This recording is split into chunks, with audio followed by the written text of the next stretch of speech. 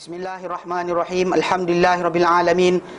Nahmaduhu wa nasta'inuhu wa nastaghfiruh. Wa na'udzu billahi min shururi anfusina wa min sayyiati a'malina. May yahdihillahu fala mudhillalah wa may yudlilhu fala hadiyalah. Asyhadu an la ilaha illallah wa asyhadu anna Muhammadan abduhu wa rasuluh. Allahumma salli ala Muhammad wa ala ali Muhammad kama sallaita ala Ibrahim wa ala ali Ibrahim wa barik ala Muhammad wa ala ali Muhammad kama barakta ala Ibrahim wa ala ali Ibrahim fil alamin innaka Hamidum Majid. Rabbi shrah li sadri wa yassir li amri wa hlul 'uqdatam min lisani yafqahu qawli, amma ba'. Alhamdulillah, kita bersyukur kepada Allah kita dapat lagi bersama-sama untuk kita meneruskan kelas pengajian kita berkenaan dengan tafsir, dan kita alhamdulillah sedang meneruskan kelas tafsir ringkasan mukhtasar ringkasan tafsir Quran Azim yang dikarang oleh Syekh Muhammad Syakir. Syekh Muhammad Syakir. Yang ini dalam tafsir ini kita ambil ringkasan daripada Ibnu Katsir saja. Kalau banyak dalam Ibnu Katsir sebenarnya banyak sanad. Dia akan datangkan dengan sanad, dengan apa, datang qala hadatsana akhbarana dan sebagainya. Yang mana percanggahan itu dan ini yang menyebabkan mungkin kadang-kadang orang yang mengutip kelas pengajian tadi dia blur kat manakah perbincangan tersebut. Dengan sebab itu kita tumpukan kepada apa yang mudah, itu ringkasan. Dan ringkasan terbaik dibuat oleh Syekh Ahmad Syakir, yang mana beliau ni dipuji oleh Syekh Albani sebagai muhaddis, seorang muhaddis yang hebat pada tahun 50-an dahulu. Jadi jadi hari kita bincangkan sampai ayat yang ke-5, mana dalam surah As-Saff ni, pada permulaan surah kita bincangkan berkenaan dengan tajuk memuja kepada Allah Taala semua benda di dunia ini, tak kira apa saja. Kemudian Allah Taala nyatakan, wahai orang beriman, kenapa kamu kata benda kamu tak buat? Besar kemurkaan Allah Taala, kamu kata benda kamu tak buat. Kamu kata benda kamu tak buat. Dan ayat itu kita kata kembali pada tiga pendapat. Pendapat pertama kata semua janji yang dibuat oleh seorang tu maka dikira sebagai cemuhan Allah Taala. Siapa bercakap tak buat benda, maka dia dikira telah melanggar janji. Dia dicemuh dan dicela. Kemudian Imam Malik kata tak. Dia kata benda yang berkaitan dengan ada pampasan keuangan saja. Adapun jumhur kata tak. Ayat tersebut datang sebenarnya untuk menjelaskan berkenaan dengan kisah yang berlaku di para sahabat Nabi SAW dahulu. Mereka kata Allah Taala kata lima taqul ma taf'alun, sebab mereka dahulu minta kalau boleh Allah Taala tunjuk pada mereka perkara yang kalau mereka buat Allah Taala akan sayang. Maka Allah Taala pun sebut lepas tu, innallaha yuhibbul ladzina yuqatiluna fi sabilihi saffan ka'annahum bunyanun marsus. Sungguh Allah Taala sukakan orang-orang yang berperang di jalannya dalam keadaan berbaris-baris. Saf, berbaris, seperti mereka ni binaan yang kukuh. Ini Allah Taala zahirkan. So itu yang kita bincang berkenaan tajuk jihad ataupun tajuk-tajuk bahkan surah ini panggil suratul jihad. Surah perniagaan yang paling menguntungkan adalah jihad fi sabilillah. Okey, lepas tu datang ayat kita bincang tu 4 dan 5, itu berkenaan dengan Allah Taala ceritakan kepada Nabi Muhammad SAW dan kita berkenaan dengan kisah Musa alaihissalam. Bagaimana beliau telah disakiti oleh kaum beliau, baginda telah disakiti oleh kaum baginda sendiri. Beliau tak nyatakan wa idz qala Musa liqaumihi, dan ingatlah tatkala mana berkata Musa kepada kaum dia, ya qaum, wahai kaum, lima tu'dzunani, kenapa kamu sakiti aku? Wa qad ta'lamuna anni rasulullah ilaikum, sedangkan kamu telah tahu aku ni utusan Tuhan kepada kamu. Kamu tahu aku utusan Tuhan kepada kamu, kenapa kamu sakiti aku? Dan mana kita kata benda ni bukan Allah Taala tunjukkan sekali, berkali-kali. Berkali-kali Allah Taala zahirkan bukti Musa ada utusan Allah Subhanahu Wa Taala. So dengan sebab itu kita kata tak ada alasan sepatutnya mereka sakiti Musa. Dan bahkan kisah ini datang untuk memberikan kerana dalam jihad tadi timbul kadang-kadang banyak Rasulullah SAW diberikan orang kata gangguan kata-kata daripada kalangan orang-orang tertentu ketika dalam peperangan. Macam kisah yang berlaku dalam perang Hunain, Nabi mengagih-agihkan harta rampasan perang dan sebagainya. Kita bincang itu. Kemudian bila ada orang berkata, ya Muhammad adil, Muhammad berlaku adil lah. Nabi kata, siapakah berlaku adil kalau bukan aku? Sebab Nabi buat benda, when the prophet do something, he actually terima wahyu Allah Ta'ala. So tindakan dia, keseluruhan para sahabat kan diam. Walaupun diorang macam ish ke, tapi diorang takkan cakap. Tapi sometimes ada yang bercakap tadi dengan adab. Macam bila Nabi semayang 4 rakaat, semayang 2 saja, dia tanya Rasulullah, dia kata, semayang dipendekkan ke kau lupa? Itu dengan adab tu. Walaupun sahabat-sahabat yang besar diam, tak boleh cakap apa. Pasal dia kata kalau tak syariat kan apa, non diam, tak cakap apa. Tapi bila seorang tanya, Nabi kata kepada para sahabat yang lain, betul ke Zuliadan cakap apa? Bahkan nama Zuliadan dia terkenal dengan Zuliadan saja, tak tahu nama siapa. Terkenal dengan Zuljadain nama dia. Gelaran lebih kuat dikenal macam Abu Hurairah. Terkenal dengan nama, gelaran berbanding dengan nama. Macam tu juga Abu Bakar, terkenal dengan gelaran berbanding dengan nama. Gelaran dia lebih kuat berbanding dengan nama dia sendiri. Abu Darda. Jadi bila nama dia terkenal dengan apa? Zulyadain. So apa dia buat? Dia kata apa? Dia bila cakap macam tu, Nabi kata, adakah benar apa kata Zulyadain? Bila para sahabat angguk, Nabi terus bangun dan solat. Tapi itu yang dengan adab. Ada yang kurang adab, macam tadilah, "Hei Muhammad, berlaku adil lah." Adil. Nabi kata, siapa berlaku adil? Kalau bukan aku berlaku adil, siapa yang berlaku adil? Nabi kata. Lepas tu Nabi pun kata apa? Rahmatullahi ala Musa. Rahmat Allah Ta'ala ke atas Musa. Laqad udhiya bi aktsari min hadza.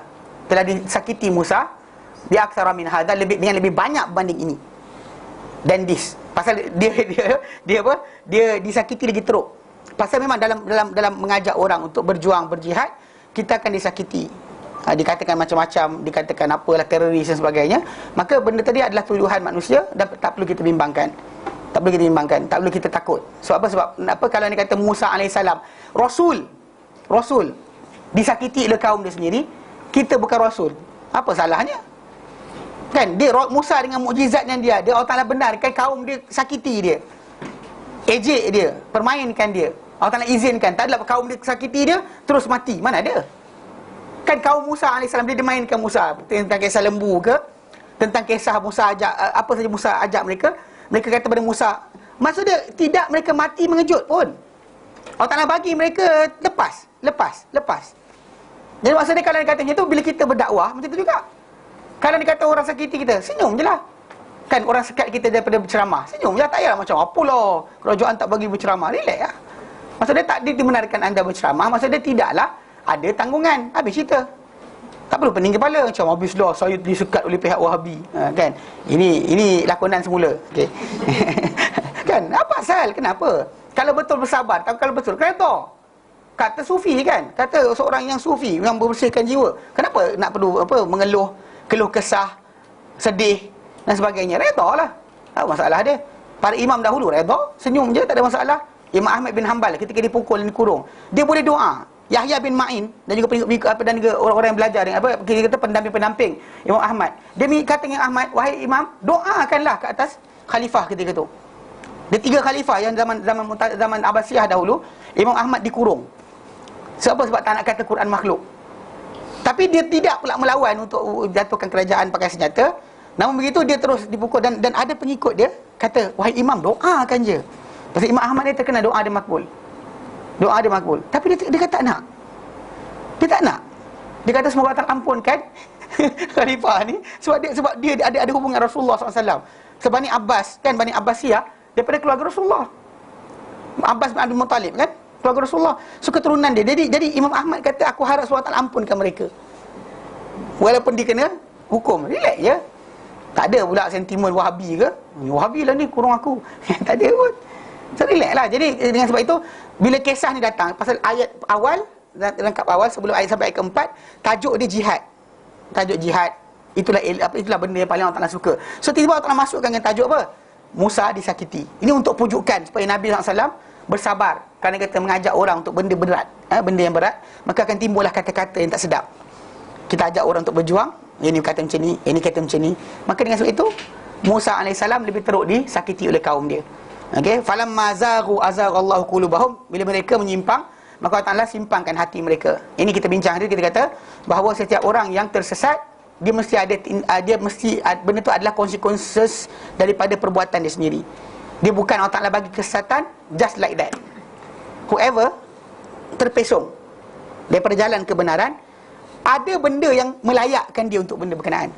Pasal Allah Taala betul, kita ni dalam qadar Allah Taala, dalam masalah hari ni hujan atau panas, hari ni sejuk ke dan sebagainya, ataupun kita nak siapa, kita pilih. Ini benda kita tak pilih.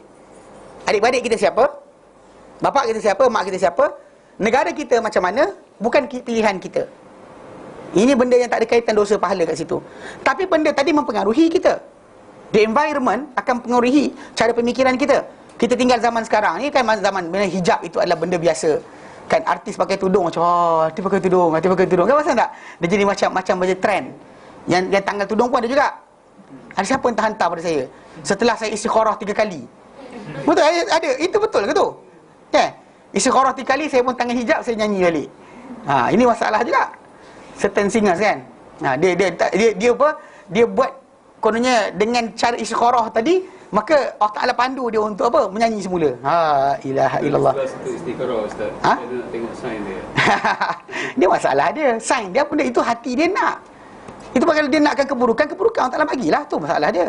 Mana ada dalam Islam ni kita kata minta supaya dapat apa? Dapat buat kejahatan Allah Ta'ala benarkan, itu maksud Allah Ta'ala redha. Tak.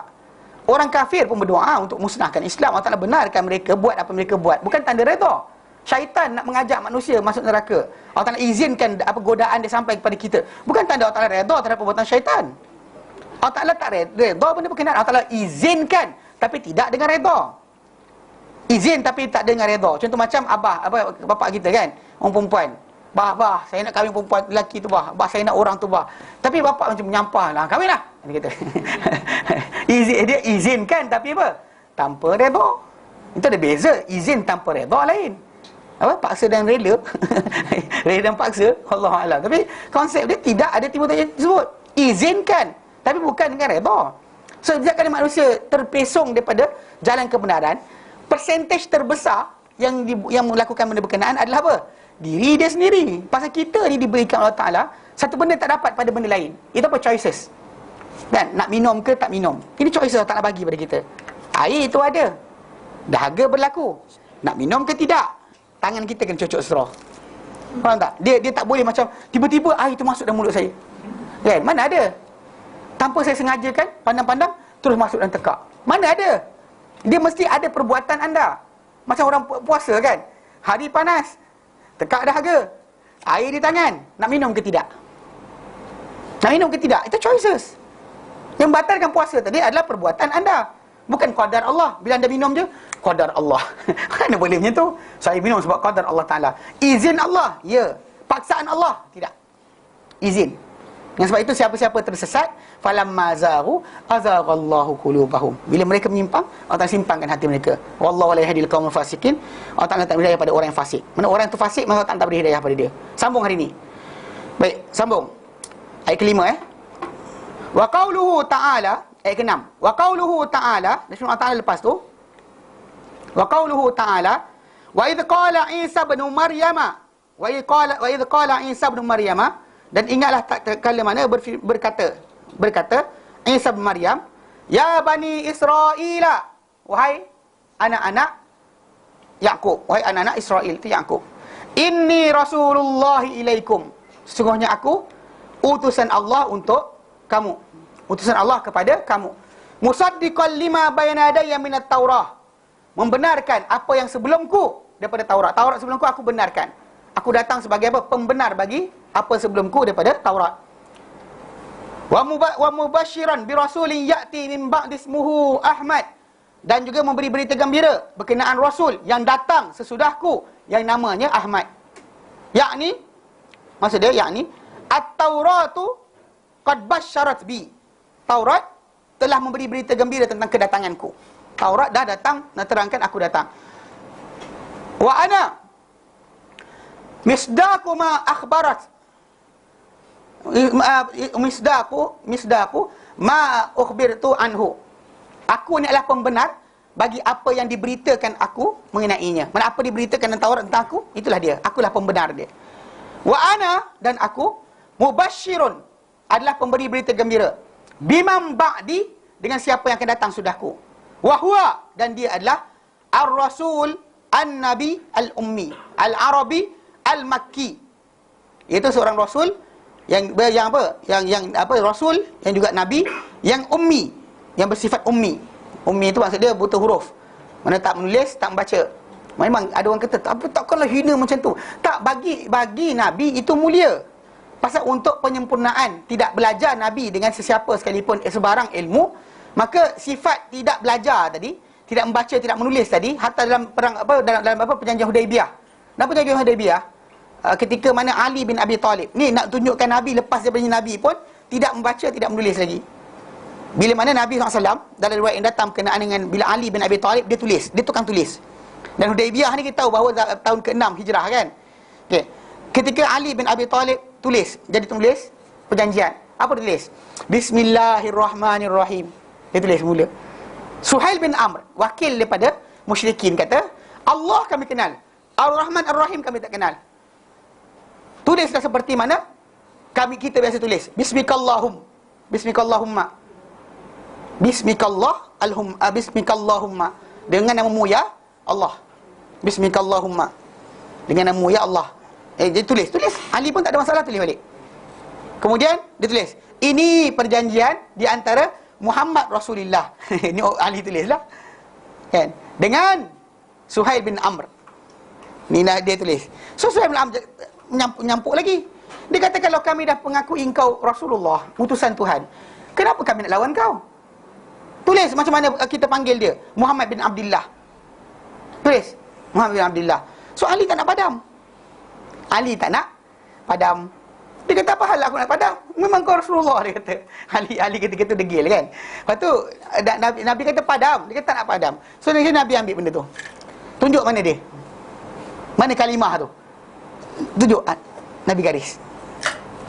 Ditunjukkan bahawa Nabi garis. Bukan Nabi kata main sini. Okey, ini dia. Tak. Nabi tanya pada Ali tunjuk mana bahawa Nabi garis. Ini pasal benda ni untuk Nabi adalah sifat yang mulia. Sebab apa? Untuk membuktikan baginda tidak belajar dengan sesiapa pun. Bahkan kalau anda kata zaman kita sekarang ni, ada orang Inggeris ke Amerika kata Muhammad telah belajar daripada pendeta Yahudi atau rahib Kristian. Soalan sekarang, orang Arab awal lagi patut tahu. Orang Arab yang hidup zaman Rasulullah SAW dahulu, Muhammad ketika Rasulullah hidup, lebih tahu banding kita. Tidak ada seorang pun di kalangan mereka ni berani untuk menuduh perkara tersebut. Sebab mereka kenal Muhammad ni luar dan dalam. 40 tahun sebelum jadi Rasul, mereka dah kenal Muhammad ni luar dan dalam perangai dia. Dia Al-Amin, orang yang amanah, tak pernah berbohong, tak pernah berdusta.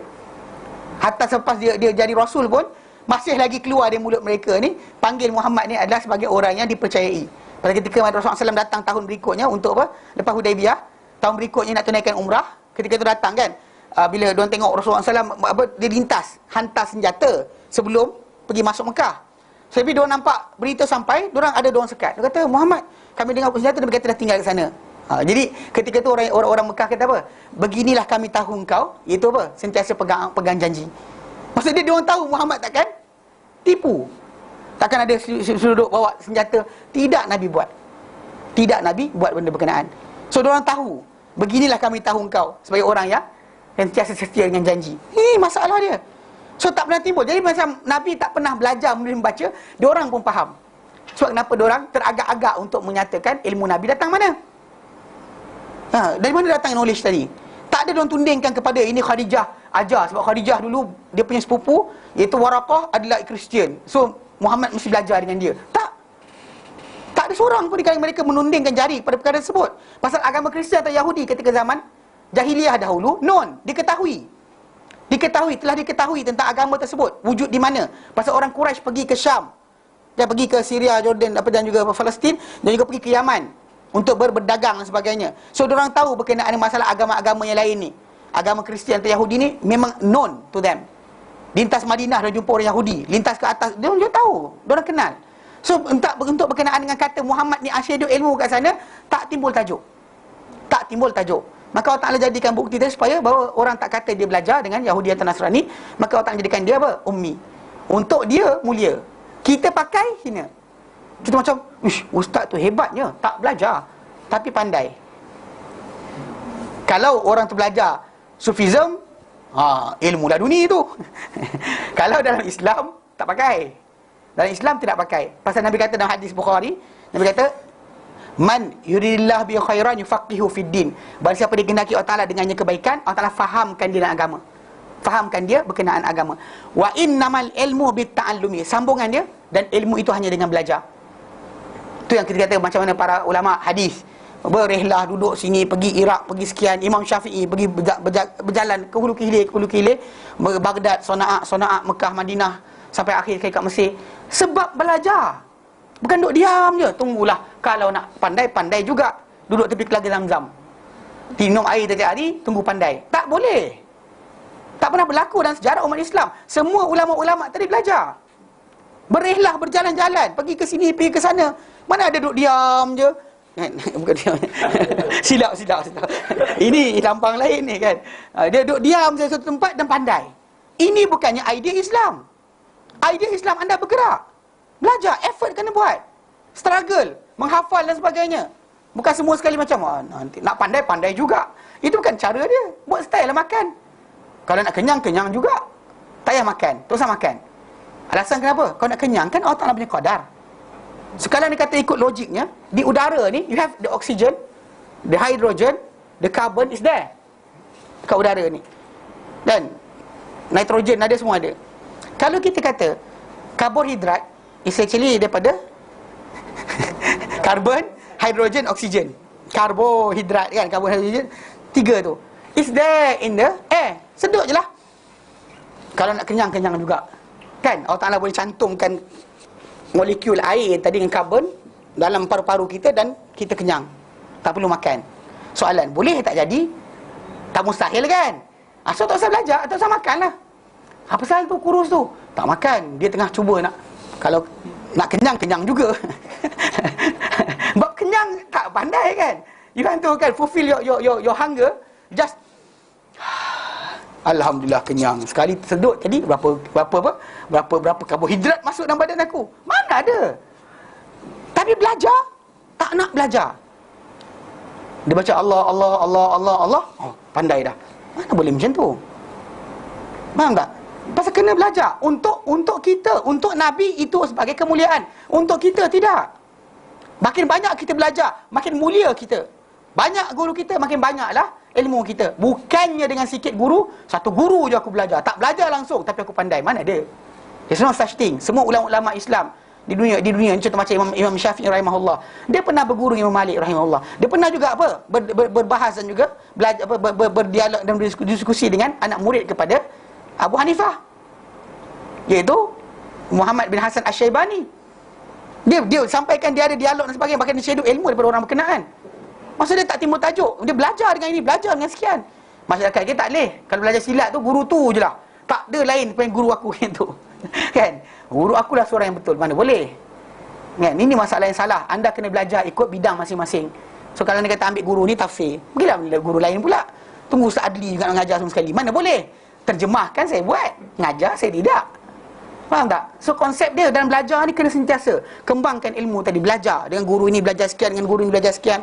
Ambil kemahiran apa yang pada guru berkenaan. So itu betul kita belajar. Itu yang cara yang untuk menghasilkan ilmu.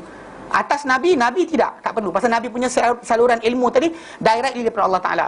Nabi tak perlu diskusi dan sebagainya. Semua sekali tu para sahabat diam. Jadi Nabi buat tindakan, diorang diam. Tanya mungkin, tapi untuk dialog berbahas, tidak. Takkan buat. Sebab apa? Sebab Nabi dipandu oleh Allah Subhanahu Wa Ta'ala.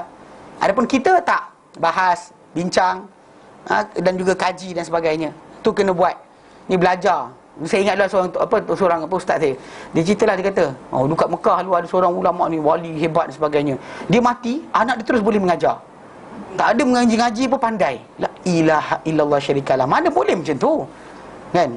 Mana Islam ajar? Islam tak ajar kita macam tu. Ilmu, innamal ilmu bitta'allumi. Ilmu hanyalah dengan belajar. Sebab kenapa hadis Nabi datang, Nabi kata, man kharaja fi talabil ilmi fa fi sabilillah. Barang siapa yang keluar dalam mencari ilmu, maka di jalan Allah Ta'ala. Keluar menuntut ilmu, maka di jalan Allah Ta'ala. Teman-teman, man salaka tariqan yaltamisu fihi ilman. Barang siapa yang keluar menyusuri satu jalan, yang didapatkan dalam jalan dari satu ilmu, dia keluar untuk dapatkan ilmu. Sahhalallahu lahu tariqan jannah, telah mudahkan dia satu jalan untuk ke syurga. Masa dia keluar, bukan duduk diam. Nabi kata, man sakana fi baitihi yantaziru ilman, tunggu ilmu. Tak ada. Kena keluar. Faham? So konsep dia berbeza. Macam juga beberapa Allah Ta'ala. Pada Allah Ta'ala sifat-sifat tentu macam mutakabbir, membesarkan diri, jabbar, qahhar. Yang sifat tadi untuk pakai kepada orang biasa tak elok. Muntaqim, membalas dendam. Contoh, baik kawan kita tu, kuat balas dendam. Do you ever praise somebody for that? Takkan kan? Tapi Allah Ta'ala, dia letak muntaqim, dia yang takim, dia akan balas balik. Itu antara sifat dia yang diletakkan sebagai Asma'ul Husna. Dia gelar diri dengan sifat berkenaan. Dia gelar diri dengan Jabbar. Jabbar ni, menewaskan musuh dengan kekerasan. Kita tengok, hebat ustaz tu, bagus, semua orang tolak. Jumpa lawan dia, sepak terus. Hebat betul. Ke macam tu? Besar diri, mutakabbir. Bagi Allah itu layak. Bagi kita adalah hina, jangan pakai. Ini zaman dulu saya ingat apa, dalam kes apa, Tuhan Samsing kan. Untuk orang kampung faham lah lafaz tersebut. Kan orang kampung faham lah, bukan maksud dia kata Samsing apa 3 bintang tu macam Allah Taala, tak. Maksud dia menewaskan musuh dengan kasar, dengan tanpa belas kasihan. Itu antara sifat Allah Taala. Berahmat dia ada, rahim dia ada, tapi dia juga sifat yang sifat ini, supaya orang manusia ni ada harap kepada belas kasihan, kepada kasih sayang dia, juga ada gerun kepada apa, sifat-sifat kasar dia. Bagi Allah Taala itu layak. So jangan kita kata macam kes juga macam zaman kita sekarang ada orang kata, "Ish, takkanlah Nabi butuh huruf." Tak, bagi Nabi itu layak. Bagi kita itu adalah hina. Jangan pakai. Tak ni tak payah belajar. Tapi apa, saya ambil zikir je. Lepas tu pandai. Bukan setakat ni, awak nak ilmu apa? Quran ada, hadis ada. Awak nak apa? Mana boleh macam tu? Faham? So konsep dia ada beza. Jadi bila sebut Nabi ummi, sebutan dia kita faham, meaning dia tahu. Tapi bagi Nabi dia layak, bagi kita adalah hina. Tu je. Bagi kita adalah hina. Al-Arabi, berbangsa Arab. Al-Makki, yang berasal daripada Mekah. Itu nama dia Ahmad. Ahmad. Fa-Isa, nanti saya tunjukkan kat mana duduk dia. Fa-Isa alaihi salam, maka Isa alaihi salam huwa khatimuh, dia adalah penutup anbiya Bani Israel, nabi-nabi Bani Israel. Nabi-nabi Bani Israel. Hanya ada orang hantar satu WhatsApp, dalam WhatsApp ni dia hantar satu buku. Buku tu bertajuk, saya rasa takut guru ni dia salah tulis sebenarnya. Tak tahu ada saya pendapat ke tidak. Dalam buku tu dia tulis, dia kata, tajuk dia apa? Tadabbur Quran, beginilah Al-Quran mengajar kami. Karangan, tak sebut nama, Panduan Memahami Quran. Okey. Lepas tu dalam teks dia, salah satu muka surat dia yang datang, dia tulis apa? Bila Al-Quran mengajar kami, dia kata, dia baca surah Ahzab ayat 40. Dia kata, dalam ayat berkenaan bunyi, maka ana Muhammadun aba ahadin min rijalikum. Tidaklah Muhammad itu bapa kepada mana-mana lelaki di kalangan kamu. Walakin Rasulullah wa khataman nabiyyin, tapi dia adalah utusan Allah dan juga penutup segala nabi. Maksud dia sini, dia tidaklah Muhammad tu bapa kepada mana-mana lelaki. Tak ada lelaki dekat dunia ni yang berakhir bin dengan Muhammad. Contoh macam Hasan bin Ali bin Abi Talib bin Abdul Muttalib bin, tak ada siapa yang bin bapa dia bin Rasulullah. Tak ada lelaki mana-mana yang bin di akhir dengan Muhammad sallallahu alaihi wasallam. Tak ada. Pasal anak lelaki dia semua sekali dimatikan oleh Allah Subhanahu wa taala. Faham So nobody. Fatimah binti Muhammad, Ruqayyah binti Muhammad, Zainab binti Muhammad, Ummu Kalsum binti Muhammad. Tapi yang macam yang lelaki Qasim bin Muhammad. Tapi tak ada siapa bin Qasim bin Muhammad. So itu maksud dia. Okey. Wa khataman nabiyyin, dan dia adalah penutup segala nabi. Kat sini problem dia, saya tak tahu, saya rasa takut guru ni salah tulis. Saya tak sebut pasal saya nak baca buku dia juga, tapi tak ada bunyi macam ni. Allah alam siapa yang tulis, dia ke kawan dia. Adapun tafsiran menyatakan bahawa Nabi Muhammad SAW bukanlah Nabi yang akhir. Ayat kata ada tafsiran menyatakan bahawa Nabi Muhammad SAW bukanlah Nabi yang akhir. Nabi Muhammad, ada tafsiran kata Muhammad bukan Nabi akhir. Muhammad bukan Nabi akhir ke soalan?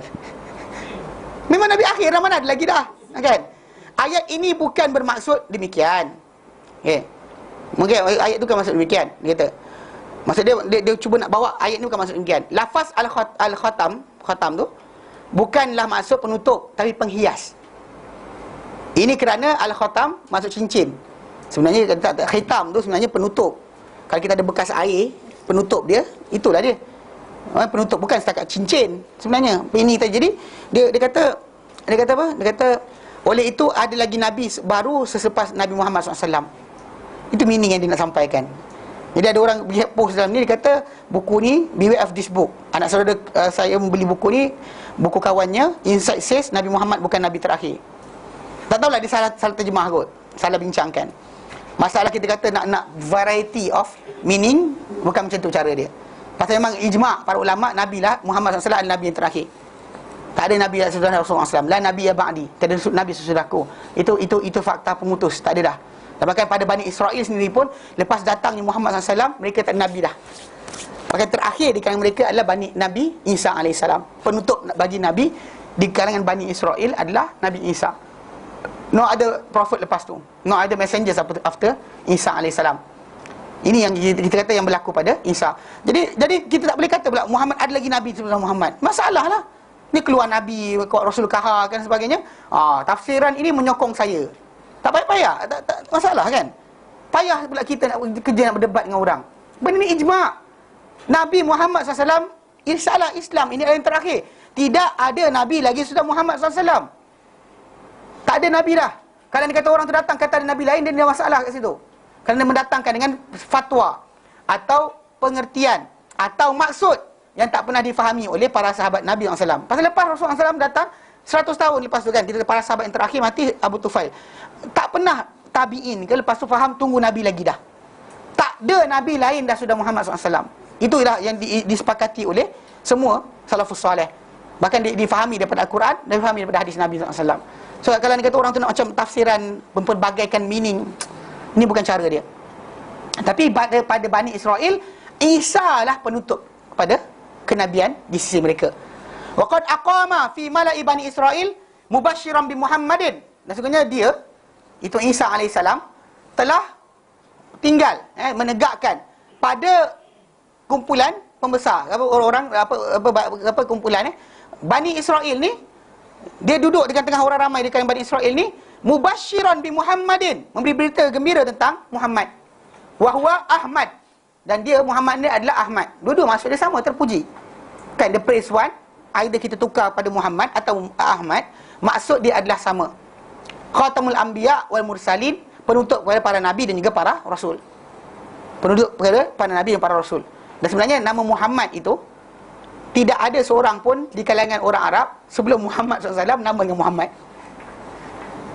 Tak ada siapa sebelum Muhammad SAW nama dengan Muhammad. Tak ada. Siapa lahir lepas tu ya. Tapi Muhammad adalah orang yang satu-satunya nama dengan nama berkenaan. Yang kita kata tak ada siapa boleh namakan nama berkenaan. Tak ada siapa timbul dengan nama tersebut. Nama-nama lain macam Abdullah ada, kan? Hisham ada, Hashim ada, kan? Tapi Muhammad tak pernah ada nama seumpama itu di kalangan orang-orang Arab, Quraisy ke atau bukan Quraisy, tak ada. Siapa-siapa buka kan, macam apa dalam sejarah, tak ada siapa sebelum Muhammad bernama Muhammad.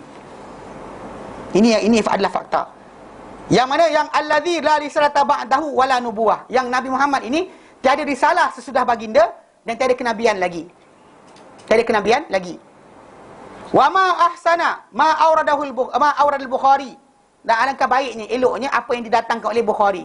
An Jubair bin Mut'im, daripada Jubair bin Mut'im, qala, berkata Jubair bin Mut'im, sami'tu Rasulullah sallallahu alaihi wasallam yaqul, aku mendengar Rasulullah SAW bersabda, innali asma'un, sungguh aku ada nama-nama.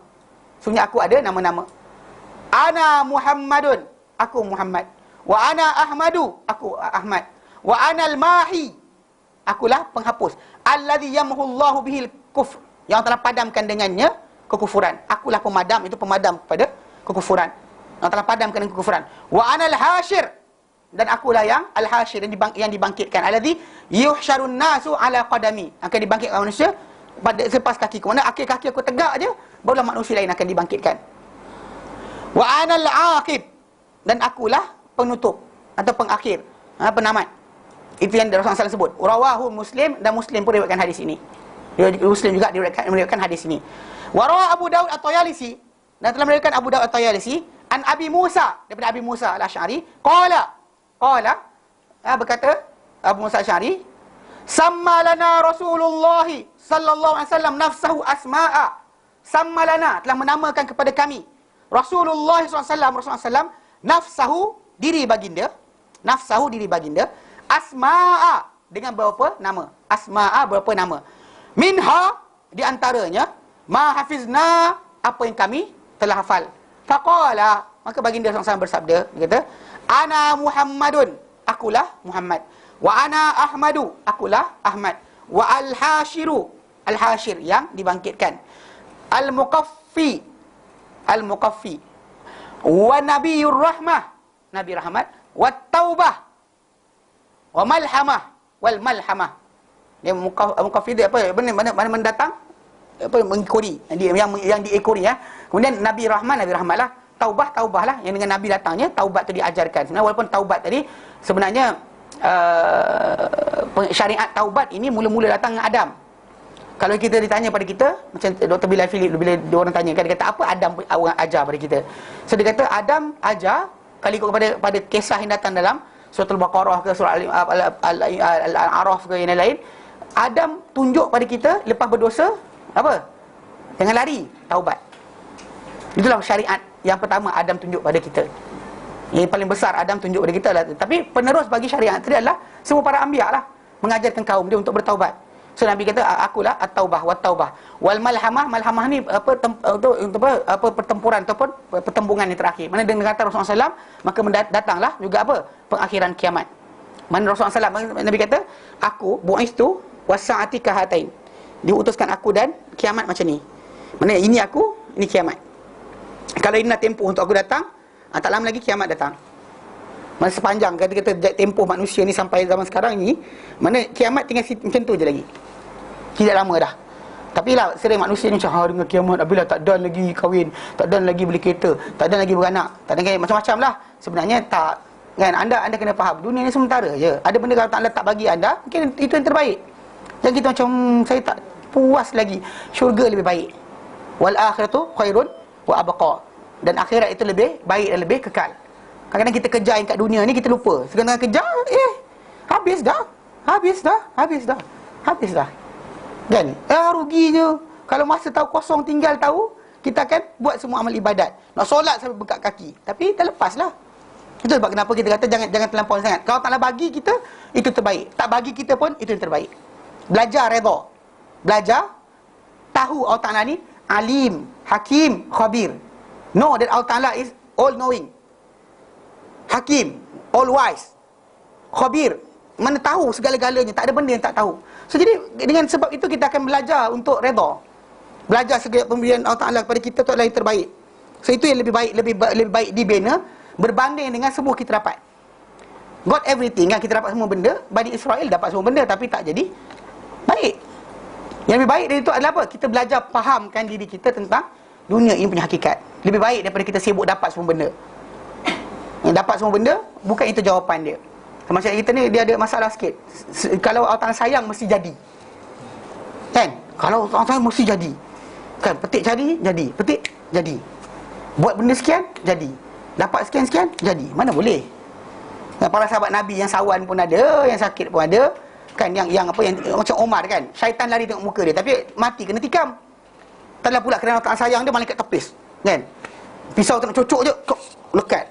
Itu kawan tu cocok tu, alamak silap tikam. Kan? Kita kalau kita harap macam tu. We are hoping something like that. Uthman bin Affan, malaikat malu tengok dia.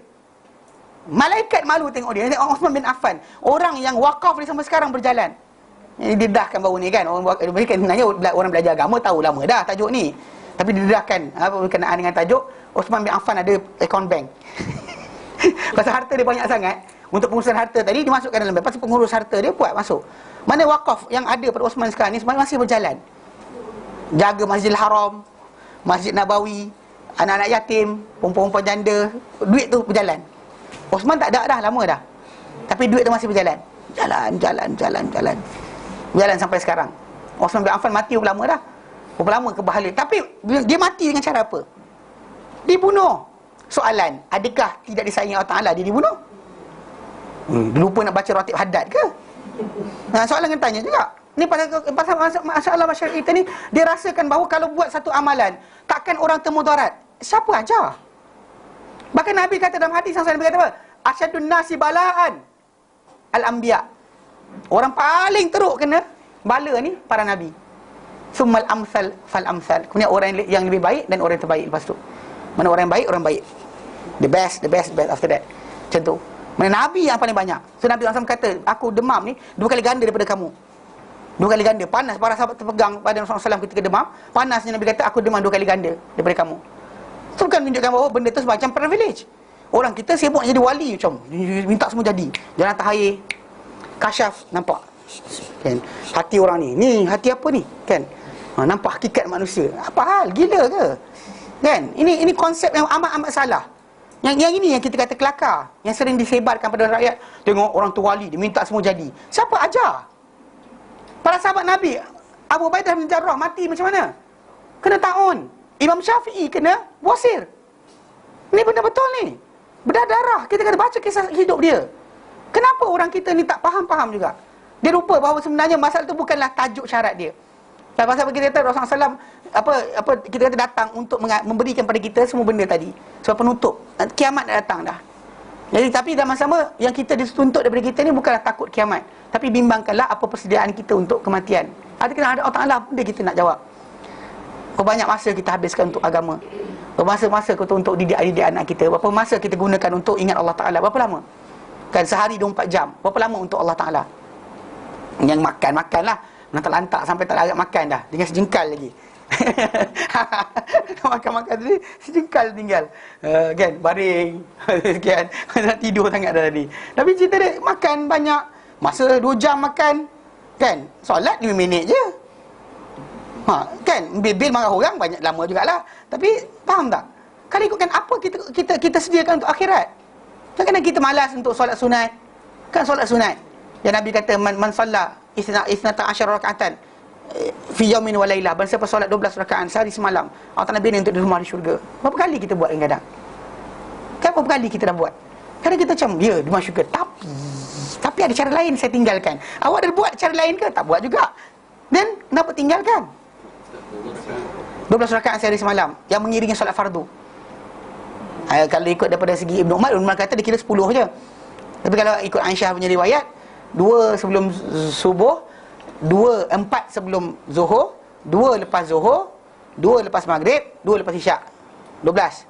Itu ikut Aisyah. Satu riwayat datang 2 sebelum subuh, 2 sebelum zuhur, 2 lepas zuhur, 2 lepas maghrib, 2 sebelum asar, 2 lepas maghrib, 2 lepas isyak. 12 juga. Kalau yang semua lepas wudu, itu tak dikira yang sama. Itu kira sama. Maksud dia jangan sia-siakan wuduk anda. Lepas wuduk tengok televisyen tu. Itu maksud dia salah tu. Jangan sia-siakan wuduk anda. Dan bukan 2 rakaat saja. Ikut daripada apa Abu Hurairah sebut. Abu Hurairah sebut dia sembahyang banyak mana dia nak. Yang Nabi sebut, Nabi kata barang siapa wuduk seperti wudukku ini. Tapi dia syarat dia bukan solat 2 rakaat aja. Kemudian dia solat 2 rakaat. Dan dia tak bercakap dengan dirinya, tak bersembang dengan dirinya. Dan 2 rakaat tadi diampunkan segala apa yang telah daripada dosa-dosa dia. Ada syarat. Maksud dia Allahu Akbar. Tadi handphone tadi siapa? Nampak tak? Itu dia, you are talking to yourself, tahu tak? Allahu Akbar. Tadi anak aku cakap apa? Okey, janji dah petang ni nak pergi jalan. Okey. Tu siapa kat pagar tu? You know, that is talking to yourself lah. Syarat, ada syarat kat situ. Syarat-syarat yang kita syarat yang diletakkan oleh Islam, oleh Rasulullah SAW itu bukan hanya setakat 2 rakaat, bahkan 2 rakaat yang anda muqbilan wajhi wa qalbihi, yang dia hadap dengan wajah dan hati dia, menghadap kepada Allah Taala, barulah dapat kepada apa? Dihapuskan dosa-dosa dia. Dia ada cara lain. Dia maksud penghapusan dosa anda. Untuk rumah di syurga tadi Nabi berikan yang lain. Kan beli buat rumah dah, buat rumah banglo, buat rumah sekian. Soalan rumah syurga dah siap belum? Kan kadang-kadang kita sibuk dengan rumah kita, langsir nak pasang. Kan, pokok-pokok di syurga, tasbih kita nanti akan penuhkan. Kat sini beli garden kan. Buat garden, pergi sekian tanam. Lepas tu tak jadi, buang, tanam baru pula. Tak jadi, buang, tanam baru pula. Berialah jaga garden kat dunia. Garden anda di syurga, macam mana? Dah siapkan ke belum? Berapa lama yang kita buat sekarang? So itu sebenarnya masalah apa timing kita. Kita ada masa.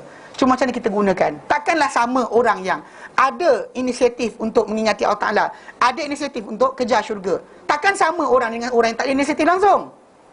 Lafaz syahadah. Solat. Dia malas, yang ni rajin. Takkan sama kot. Takkan sama soalan, takkan sama. Mana Allah Ta'ala kata, adakah kami akan jadikan orang beriman kal fujar, seperti orang yang jahat? Takkan sama aja. Orang yang gunakan masa dia, orang yang ada inisiatif untuk akhirat dengan orang yang tak ada inisiatif untuk akhirat, beza. Bahkan perbelanjaan hidupan kita, harian kita, kita tahu kita belanja dan sebagainya, bila kita ingat ini untuk akhirat, itu adalah inisiatif kita. Dengan kita lalai, calah habis duit aku hari ni minyak, habislah duit aku hari ni tol, habislah duit aku hari ni sekian, kan. Dengan orang yang dia keluar duit tadi, dia tahu ini Allah Ta'ala akan kira balik, ini Allah Ta'ala akan kira balik, ini lillah. Takkan sama. Mestilah orang yang sentiasa ingat Allah Ta'ala dalam dikeluarkan duit dia tadi, mestilah itu ada nilai. Dengan orang yang tak tahu benda, dia hidup kat dunia ni tak tahu ke mana, mestilah gagal. Takkan sama. Kalau anda kata kita rasa diri kita kurang berasa tentang akhirat, dan masalah kita belajar sampai kita tambah ilmu kita sampai kita takut. Pasal keyakinan akhirat itu ada, hanya dibina dengan ilmu. Bukan tunggu pejam mata solat nanti nampak kiamat. Dia keluar-keluar takut, nangis. Lepas tu nanti jahat balik. Faham tak? Dia bukan macam tu. Pasal macam saya kata kan, keyakinan manusia ni dibina dengan 3 cara. Manusia ni yakin dengan 3 cara. Kan, untuk ni. Ilmul yakin, ainul yakin, hakul yakin. Ilmul yakin ni dia dengan ilmu saja, dengan perkhabaran dia dengar dan akhirnya dia percaya benda tersebut walaupun dia tak nampak, walaupun dia tak pegang, tapi cerita je. Ni cara seorang tu. Dengar, cerita saja dan dia bina. Kedua, dia tengok sendiri something. Ainul yakin, muayanah, dia nampak. Yakin, sebab apa nampak? Yang ketiga, hakul yakin, alami sendiri. Banyak orang duk sibuk kata kalau nak yakin akhirat ni kena 2 ni. Ainul yakin, hakul yakin. Ini sebenarnya akhirat saja. Anda mati baru nampak, anda akan nampak malaikat rupa macam mana. Macam mana roh keluar, macam mana roh malaikat azab, malaikat rahmat akan datang sambut nyawa anda. Ini akan lepas mati saja. Alam barzakh macam mana? Lepas mati. Sebelum mati takkan ada. Jangan sibuk gatal nak cari benda ni. Bahkan pasal apa? Pasal Bani Israel dihidupkan depan mereka. Orang mati pun diorang tak takut Tuhan. Depan-depan mereka orang mati terbangun balik, ini bunuh aku. Lepas tu diorang lawan lagi Musa. Apa beza dia? Depan-depan mata mereka lihat benda berkenaan. Bahkan mereka alami sendiri. 70 orang di kalangan Bani Israel ni dimatikan Allah Ta'ala sebab minta nak tengok apa? Nak tengok Allah Ta'ala. Hidup balik semula. Lepas tu ada juga yang degil, tak berguna pun. Nampak depan mata mereka sendiri, terbelah lautan, tengok. Dan juga apa? Alami sendiri, lintas lautan tadi. Bukan ilmu yakin, ainul yakin, hakul yakin. Ainul yakin, hakul yakin. Tapi lepas tu mereka akan patah balik pada perangai yang lama. Sebab kenapa bila saya kata ilmu yakin cukup? Kenapa? Sebab kita manusia ni sampai sekarang banyak benda ilmu yakin je. Contoh macam ular, takut ular. Pernah kena batuk? Tak pernah kena batuk. Kan?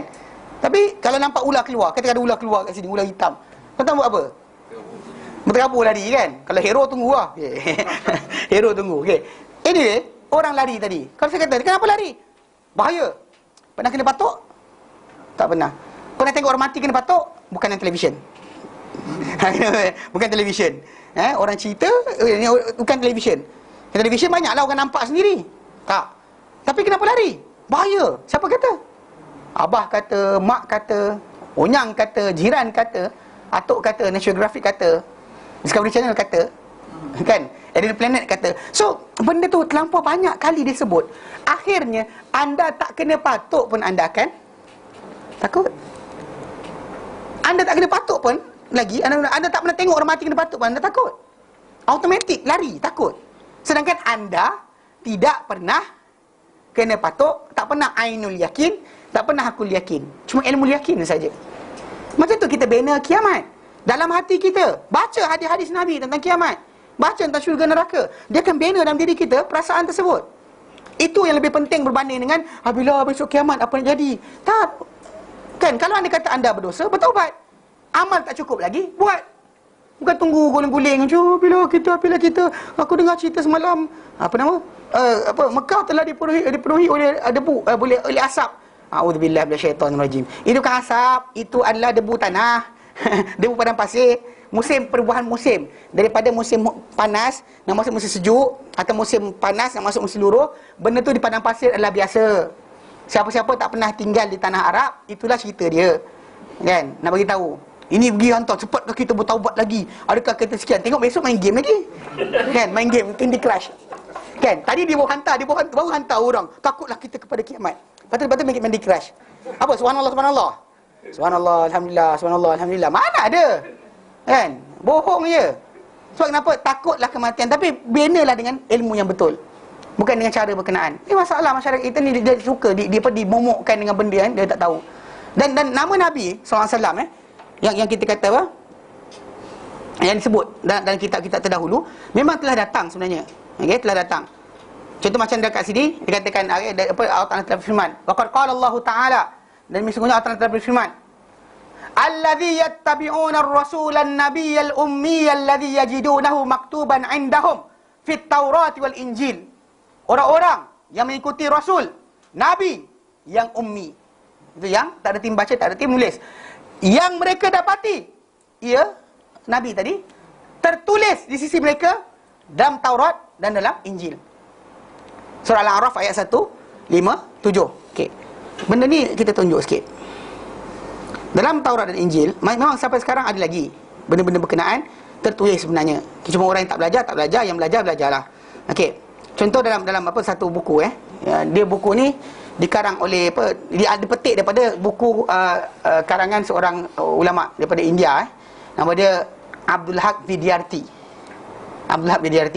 Dia ni orang yang cerita dia hidup tahun 1800 lebih. 1880 berapa entah. Kemudian dia mati tahun 1920 lebih.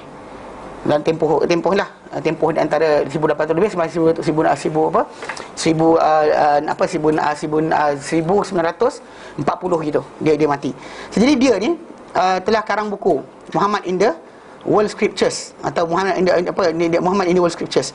Dalam buku berkenaan dia nukilkan ada ini di antara petikan yang ada dalam buku tersebut. Dia berkenaan dengan Nabi ni punya nama, butuh huruf dan sebagainya, semua telah tertulis dalam kitab Taurat dan Injil sebenarnya. Cuma orang tak belajarlah, yang belajar. Contoh yang ada boleh kita tengok. Yang disebut dalam kitab berkenaan adalah contoh dia sebut berkenaan dengan nama Nabi nama Nabi SAW. Nabi SAW memang dikatakan tentang datangnya nama Nabi dan sebagainya. Telah disebut nasab, nama, nama baginda. Ni dalam Parsi sekejap. Contoh dah ni. Nama Nabi sallallahu alaihi wasallam nama Nabi sallallahu alaihi wasallam. Yang antara yang datang dalam nama Nabi sallallahu alaihi wasallam yang datang dalam teks Old Testament dalam bahasa Ibrani bahasa Hebrew, dalam Song of Solomon 5:16. Dan kalau ada satu rakaman tu dalam YouTube, ada seorang budak cuba try nak refute benda ni dah. Pasal benda ni bukan dia seorang, ramai dah try nak refute, nak tolak balik hujah ini pasal nama Muhammad dalam Quran ayat surah Al-A'raf tadi kita baca tadi ayat 157 tu. Memang datang kata bahawa orang-orang yang mengikuti Nabi yang ummi butuh huruf yang mereka dapati tertulis di sisi mereka. Al-A'raf 157 yang kita baca tadi. Dia memang datang sebenarnya nama Nabi sebiji macam mana yang dinyatakan dalam Al-Quran Karim menyatakan. Dalam contoh macam yang tunjuk kat sini dalam tentang nama Nabi. So dalam Song of Solomon 5:16. Sebenarnya teks, the whole text kalau kita baca balik dia syair Nabi Sulaiman ceritakan something. So kita tak masuk sendiri dalam kisah ini untuk mendakwa Rasulullah adalah orang berkenaan. Tapi kisah dia seorang wanita. Dia kalau kita baca kisah panjang dia, seorang wanita. Nabi Sulaiman ceritakan tentang seorang wanita. Dia kata dia kekasih dia datang ketuk pintu. Syair lah macam kan bahasa yang berkias. Kasih aku ketuk pintu. Dia kata tapi pakaian aku tak proper, aku tak boleh keluar. Tapi bila aku keluar, kasih aku dah hilang. Lepas tu aku datang tengok ada sekumpulan anak-anak perempuan Bani Israel, Bani Jerusalem. Dorang tengah duduk dekat situ dan sebagainya. Jadi aku tanya pada mereka, kamu ada nampak tak kasih aku? So diorang tanya siapa kasih engkau. So dia start sebut sifat. Kulit dia putih merah, mata dia macam ni, kaki dia begini, sampai akhirnya sampai pada lafaz yang kita sebut ni. Yang mana dia kata hekko mamit takim wigilu Muhammadim widudi faziri'i ya bainut Yerusalem. Dia sambungan dia, ya wahai anak-anak perempuan Jerusalem. Dia cakap macam tu pada ni. Kita bukan orang pertama yang cuba ambil teks ini sebagai menjelaskan nama Nabi. Sebab orang Kristian cuba kaitkan kisah ini dengan Isa. Diorang kata this person yang disebut oleh wanita ni tadi pasal Song of Solomon, pasal diorang anggap Old Testament tadi predict akan datangnya Nabi lain dan sebagainya yang nama apa-apa dan sebagainya. Some of sifat-sifat tadi kena pada Isa. Tapi diorang try nak letakkan kisah ni kepada Isa. Tapi problem dia sekarang ni ada masalah. Sebab apa? Sebab dekat sini ada nama. Hekko ni dalam bahasa Ibrani, hekko ni halquhu, halquhu, mana lidah tu soal ni. Mamit takim, semadi-madis kata-kata. Widudi vigilo Muhammadin wahwa Muhammadim.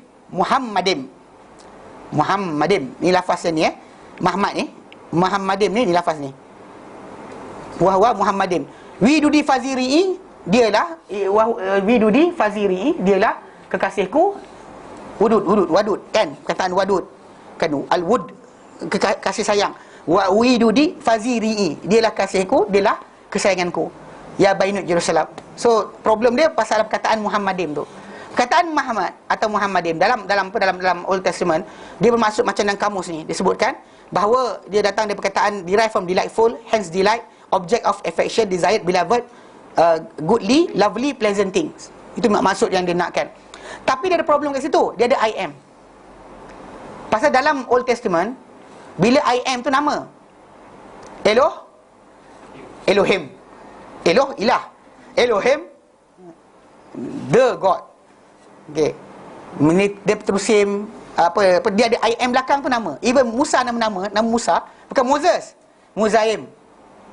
Kalau terjemahkan translated, dia tak tulis Moses inside the Old Testament tadi, kena tulis nama tu Muzaim. Dia kena macam tu, I am, ada I am belakang. Sedia contoh macam kalau tunjuk kat sini macam nama-nama dia orang ni. Baca Bible lah kita malam ni. Sekejap. Mana pula buku letak kan? Sepah buku. Ini pun nak bagi folder dah, tapi folder hilang terus. Okey. Sekejap Dia contoh kat sini mana entah. Okey. Contoh dia macam Ctrl F. Ini macam nama yang diletakkan berkenaan dengan atuk nenek kepada orang-orang yang berada di kalangan di kalangan orang Palestin. Yang orang Palestin ni pun tak tahu juga nama ni. Tapi nama dah dia kata. Dia kata macam ni kan, panjang lah. Dia panjang letakkan tentang apa tahu? Tentang dia kata by this the world they were the Israel of Gentiles. Maknanya dia orang yang bukan Yahudi lah. Divided in their lands, every one after his tongue, after their family and their after nation. The son of Ham. Ini kan pasal dia dikaitkan Ham, dia ada Ham, Sam, Nafis kan. Dia kata bapa kepada orang sekian, Ham, orang kulit hitam. Bapa orang sekian, So dia kata dia, the son of Ham, Cush, Mizraim, and Put and Canaan. The son of Cush, Seba. Balik disebut lah. Lepas tu dia disebut Cush dapat apa. Kemudian disebut berkenaan dengan apa? Anak-anak atau keturunan kepada orang-orang yang berada di kawasan Palestin. Dia kata anak nenek orang Palestin ni, ini nama dia. Dia kata apa? Mizraim begotin Ludim, and Anamim, and Lehabim, and Netruhim, Petrusim, Kashlusim, Fitlisim. I am belakang tu nama. I am belakang tu untuk nama. Dia untuk the great, or nama khas. Tu saya kata Musa, Muzaim. Bukan, dia jadi I am, jadi nama. Kalau tidak, kita contoh macam ni. Okay. Contoh macam Nafidah. Nafidah, tingkap. Nafidah boleh jadi nama orang juga. Faham tak? Nafidah macam-macam Aminah, nama mak Nabi kan. Is attributes, maksud dia yang amanah. Tapi juga boleh jadi nama. Faham tak? How can we differentiate? Dalam bahasa Arab ada cara dia. When you say a name of a person, yang bunyi dia contoh macam itulah Aminah, you don't say Aminatun, you say Aminatu. To differentiate between name, nama, dengan sifat. Kalau kita kata Aminatun, itu sifat. Nafidatun, sifat. Fatimatun, sifat. Kalau kita kata Fatimatu, dan dia adalah nama. Aminatu, nama. So the way to differentiate nama dengan bukan nama adalah dengan ada perubahan kat situ. So macam juga macam Ludim, Anamim, Netrusim, Petrusim dan sebagainya. I am itu untuk membezakan nama atau tidak. Sebenarnya tu macam saya kata, bila Musa dalam Bible, nama dia sebenarnya adalah Muzaim. Tapi diorang translate kepada Moses. Itu nama orang Inggeris nak panggil, bukan nama dia macam tu sebenarnya. Faham tak? Dia ada I am belakang. Macam Elohim kan sebagainya. Dia jadi nama, bila Elohim dia the God. Kan bukannya a God, dia the God atau the God. Tuhan berkenaan. Al-Ilah maksud dia. Bukan ilah je, Al-Ilah. Faham tak? So jadi macam tu juga masalah nama Muhammad tadi. Yang nama Muhammad yang kita baca dalam surah Al-Salaman 5:16 tadi, dia datangkan dengan lafaz apa? Muhammadim. The word I am there dalam tu yang digunakan dalam bahasa Ibrani untuk pengagungan, dan nama Muhammad disebut dalam kamus indeks Taurat sewaktu penjelasan mengenai lafaz berkaitan nas tadi. Muhammad Muhammadim. Dia kena sebut Muhammadim. Banyak orang daripada kalangan orang Kristian cuba nak lawan benda ni dengan kata bahawa dalam Bible ni sebenarnya ada 17 kali nama Muhammad datang. Tapi di situ hilanglah barang Muhammadnya. Kata, problem dia dengan I am tu dekat sini je ada. Yang lain tadi tak datang dengan I am. Dan bahkan wanita tadi menceritakan kekasihku adalah, dia kan masalah sifat, nama. So diorang terjemahkan nama. Dia terjemahkan nama. Nama tu dia terjemahkan pleasant, altogether lovely. Sebenarnya bukan he is altogether, he is Muhammad. That's the word yang kena pakai. Bukannya he is altogether lovely. He is Muhammad. Sebenarnya nama berkenaan. Sebab Nabi diorang tak boleh refute benda ni. Pasal diorang nak kena ubah semua teks. Problem dia dah tulis dah, tapi diorang tak boleh lari dah. Tak boleh lari. Pasal itu I am tadi untuk nama, bukan datang untuk sifat semata-mata. Kalau sifat macam saya kata lah, Fatimatu dengan Fatimatun. Kalau Fatimatu apa? Nama. Fatimatun sifat.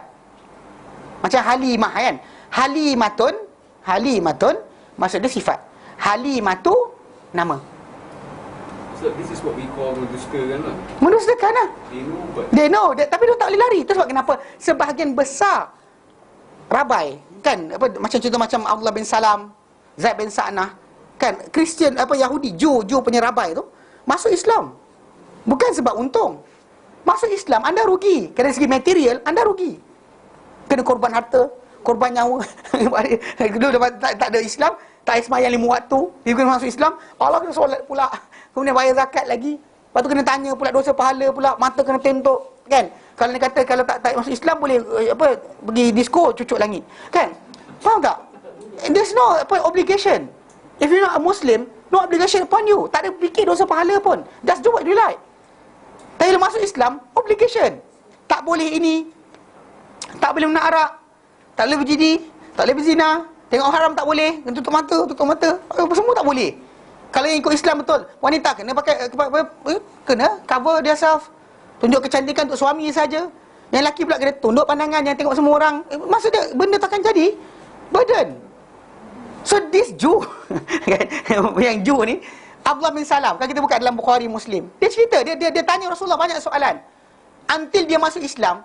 Dan bila dia masuk Islam, nak tunjuk Rasulullah siapa dia di sisi orang-orang Yahudi. Dia kata apa? Dia kata, ya Rasulullah, engkau nak tahu tak aku ni siapa? Dia kata, tak tahu. Dia kata, aku nak tengok macam teruk Yahudi punya perangai. Kau panggil orang, kau tanya aku siapa, kau tengok apa jadi nanti. Jadi Rasulullah panggil kepala Yahudi, dan Rasulullah kata pada dia, siapakah Abdullah bin Salam di sisi kamu? Diorang kata, Alibuna, Ibnu Alimina, dia ni orang alim kami, anak orang alim kami, orang baik kami, anak orang baik kami, keturunan baik-baik. Dia kata, ni puji-pujian pembesar-pembesar Yahudi. Lepas tu Nabi kata, apa pendapat kamu kalau Abdullah bin Salam masuk Islam? Oh, hasyalillah, minta jauh dari Allah Ta'ala. Kalau Melayu kita, simpan malaikat perempat kan? Tak ada dah, no such thing. Takkan dah masuk Islam pula, dia kata.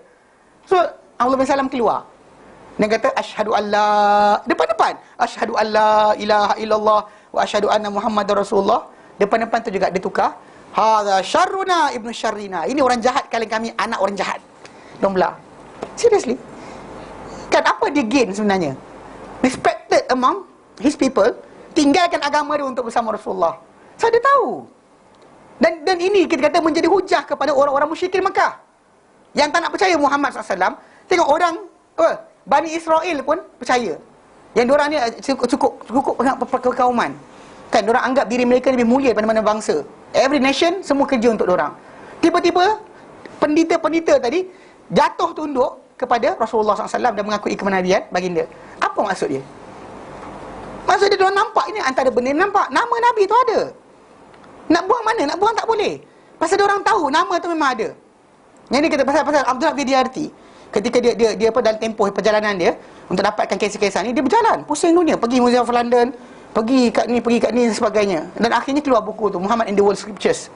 Yang buku tadi diterbitkan di India. Sekarang tak tahu, buku tak disebarkan. Tak tahu siapa punya kerja. Tapi buku tu saya ada salinan PDF lah. Saya ada salinan dia.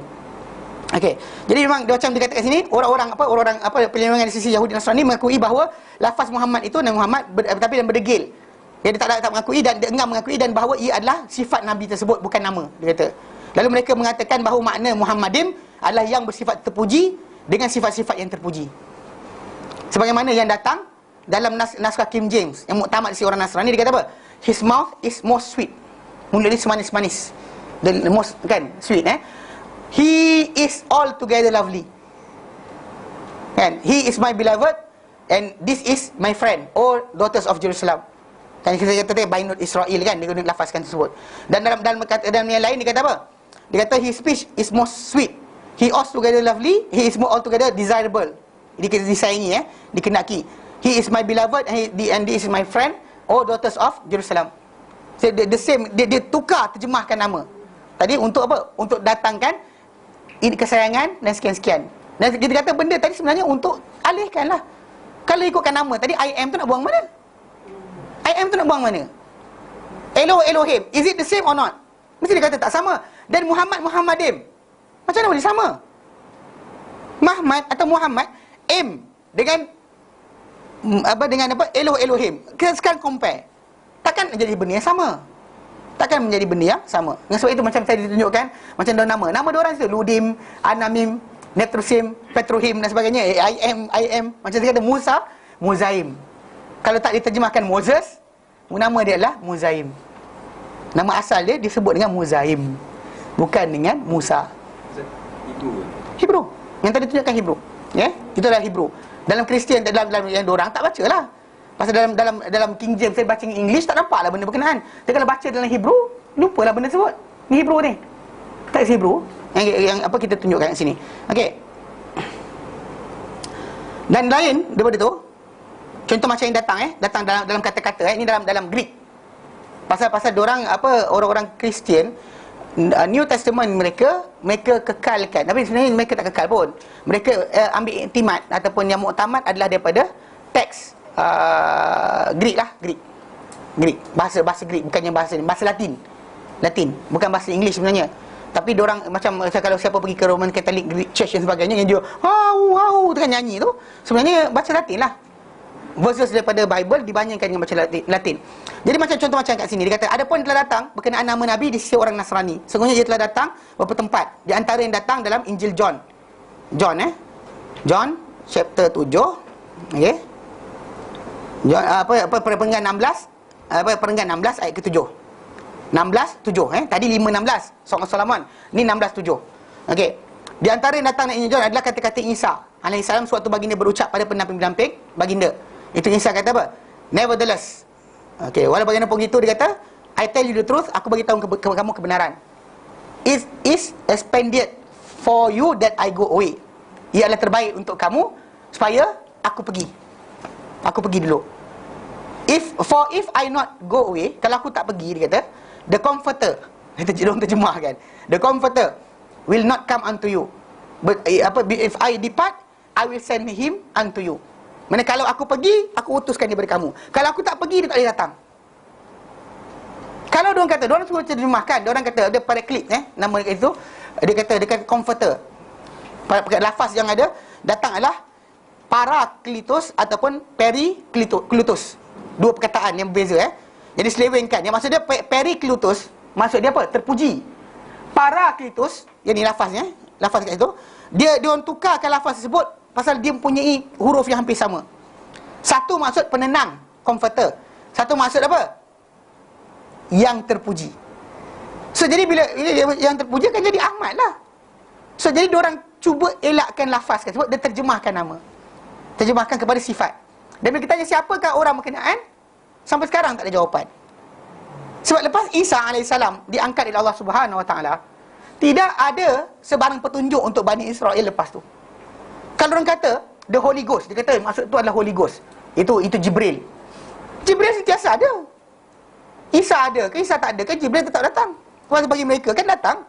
Tak tunggu kena lepas Nabi Isa pergi. Ketika Nabi Isa itu hidup pun Jibril ada datang. So dia bukan Jibril. So siapa dia? So tunggulah. Sampai sekarang tunggu tak jumpa. Isa kata kalau dah 2000 tahun kan, 2000 tahun dah sekarang, 2012 tahun. Kalau Isa kata kalau aku pergi baru aku utuskan dia.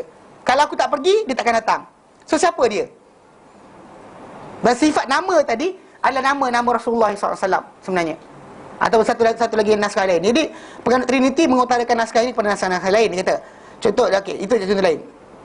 Dan ini Barnabas ni mungkin tak dianggap muktamad pada sisi mereka Tapi ada yang lain, contoh dalam yang ini pun Ali Rabin At-Tabari pun tak ada juga. Pasal benda ni orang tak pakai. So saya tak bacakan. Okey. Ada satu yang dikarang oleh oleh salah seorang Muhammad in the Bible tu. Dikarang dia pakai Edokia. Edokia tu Ahmad. Pun sama juga ada terjemahan yang lain. So jadi lafaz-lafaz yang datang tadi tu di sisi mereka nakkan lafaz tersebut, tetapi problem dia sekarang ni tak ada sampai kepada mereka pengertian tersebut.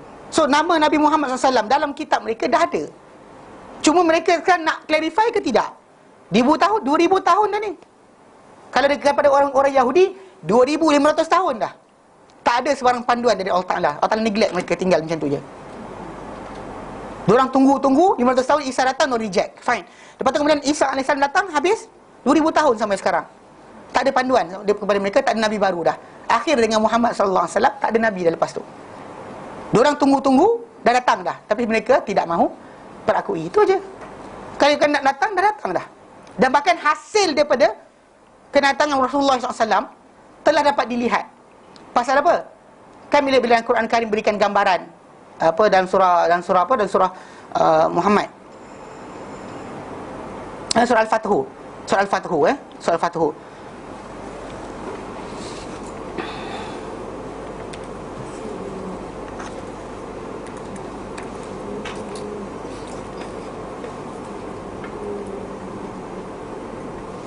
Dan yang terakhir, ayat terakhir surah Al-Fath, Allah Ta'ala nyatakan, ini sifat yang Allah Ta'ala bagi tentang Muhammad dan pengikut dia. Siapa dia? Okey. Ayat terakhir tersebut Allah Ta'ala nyatakan,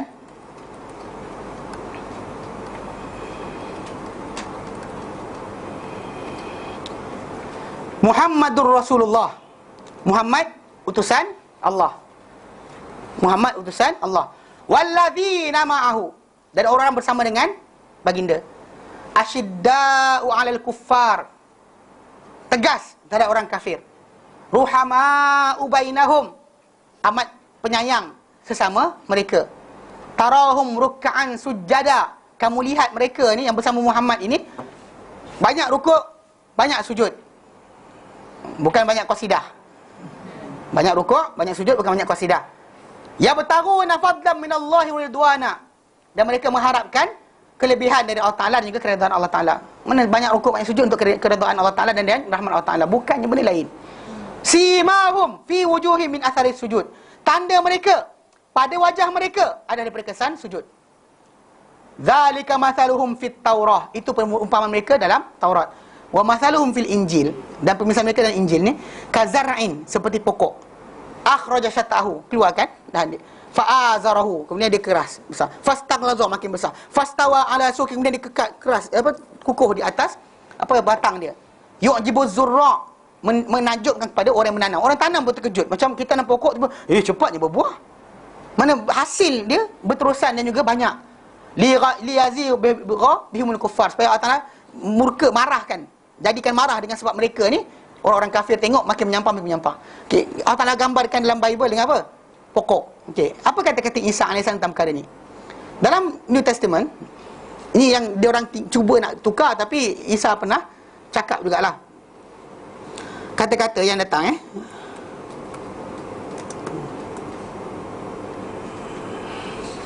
dia kata, dia kata apa? Dalam mana pula ni? Orang ni masalah sikit lah. 7:15. Matthew, Mark, Luke and John. Ni mana satu Sekejap saya tunjuk tutup sekejap. Alah, silap lagi. Sekejap.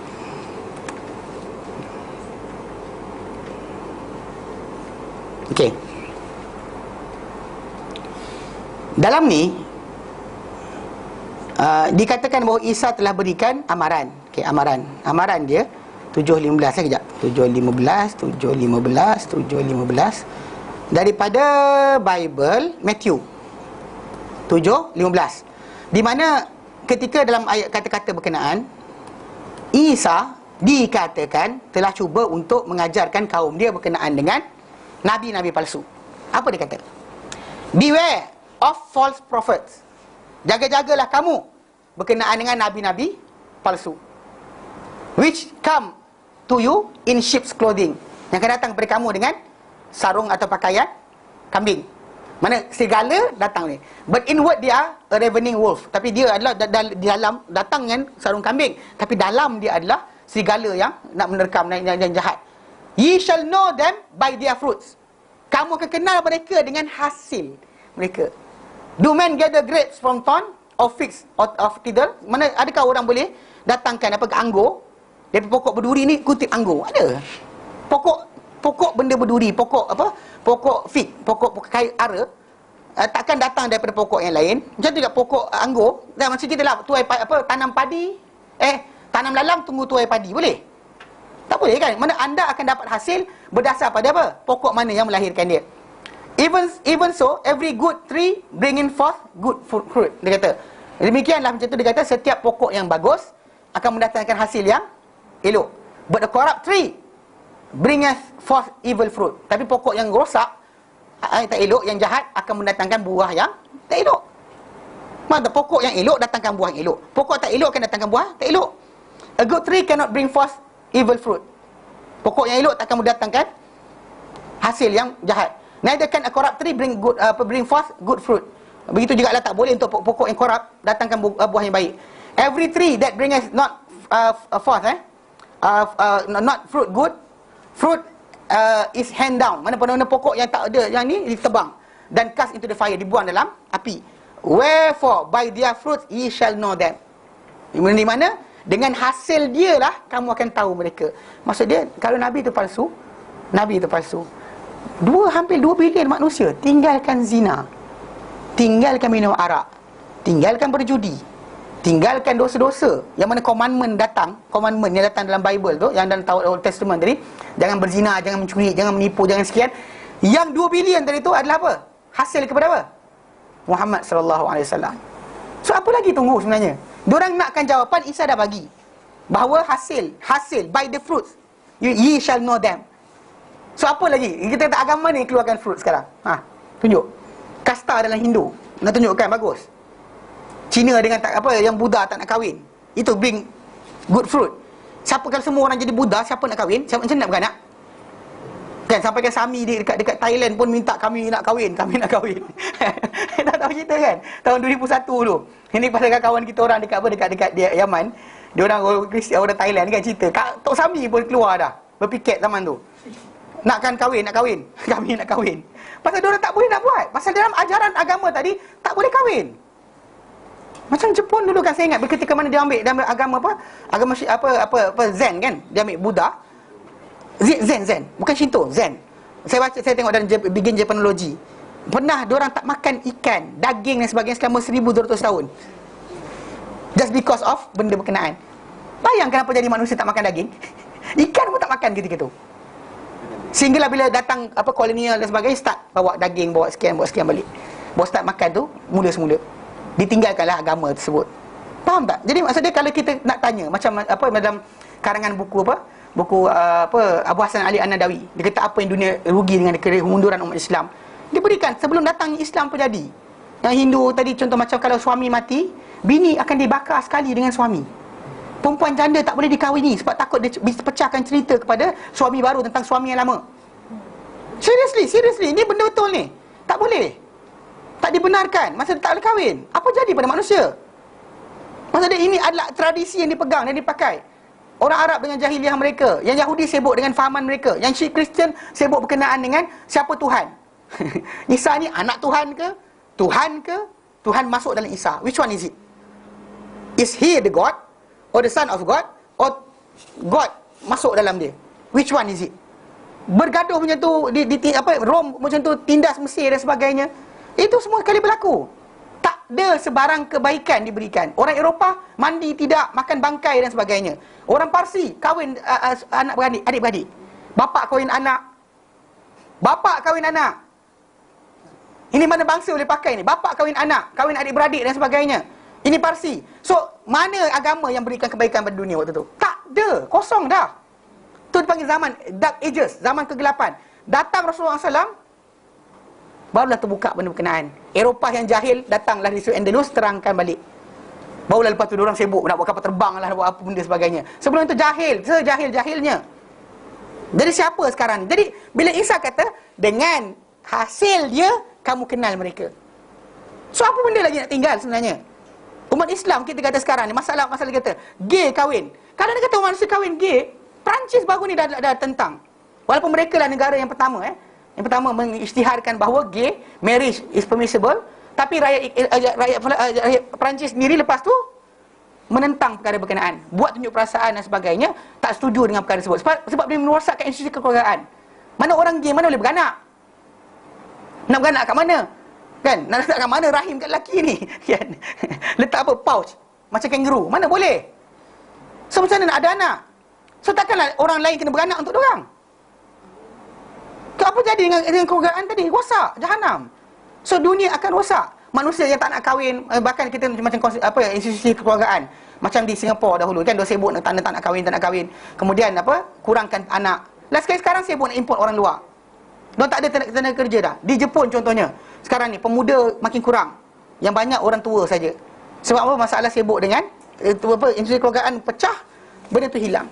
So in the end, nampak tak? Apakah sebenarnya yang jadi? Mana Islam hilang, dunia ni akan kucak-kacir sebenarnya. Pasal tu kita kata, by the fruit ye shall know them. By their fruit, dengan buah hasil mereka, kamu kenal mereka. Tu yang kita kata nak Nabi Isa punya test. Yang Quran sebut apa? Wa mathaluhum fil injil kazar'in. Kan?